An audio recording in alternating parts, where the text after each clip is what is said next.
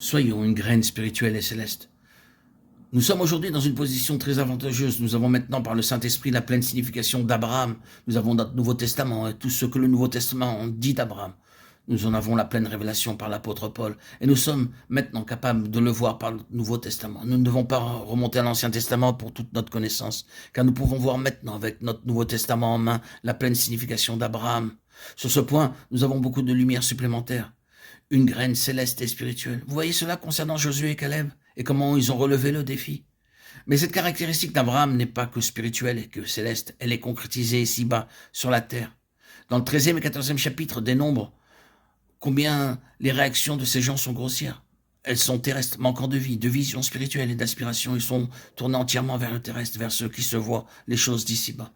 Les difficultés, les gens, les montagnes, pour eux, il n'y a aucune voie. Pour Josué et Caleb, les montagnes n'étaient pas du tout un empêchement. Il y avait une voie céleste.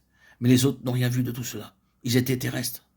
Une graine spirituelle et céleste, c'est la pensée de Dieu en Abraham, qui nous est clairement montrée dans le Nouveau Testament. Quelle lumière avons-nous obtenu sur le fait que c'était quelque chose d'exclusif? Paul parle de cela dans sa lettre aux Galates. Or, les promesses ont été faites à Abraham et à sa descendance. Il n'est pas dit « et aux descendances », comme s'il s'agissait de plusieurs, mais en tant qu'il s'agit d'une seule, et à ta descendance, c'est-à-dire à Christ. Galates 3,16. C'était exclusif. Et nous verrons un peu plus loin où cela conduisait. Mais notons que concernant Abraham, c'était inséparable, exclusivement lié à Sarah. Il était tolérable en ce temps pour un homme d'avoir plus d'une femme, mais Dieu mettait un terme à cette pratique avec Sarah. Abraham, influencé par des pressions, essaya d'une autre manière et par d'autres moyens avec Agar.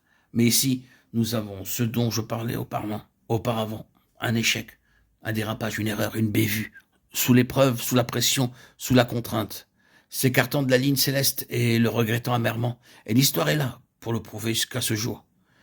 Mais il a dû revenir vers ça. Dieu a mis un terme à tout cela car c'est une affaire exclusive.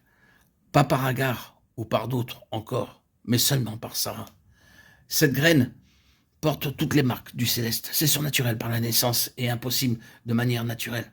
C'est ce que typifie Isaac. Et Abraham était fermé à cela, fermé jusqu'à une intervention du ciel.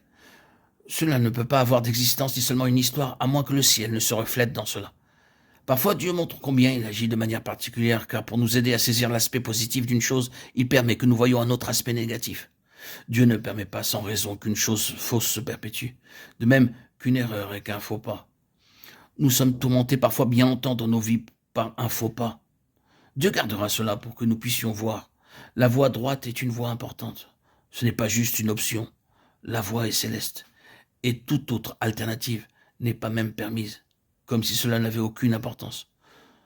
Nous découvrons que cela est important et il en était ainsi. Le ciel doit agir ainsi parce que c'est dans la voie céleste. Combien nous devons apprendre et apprendrons encore concernant ce principe.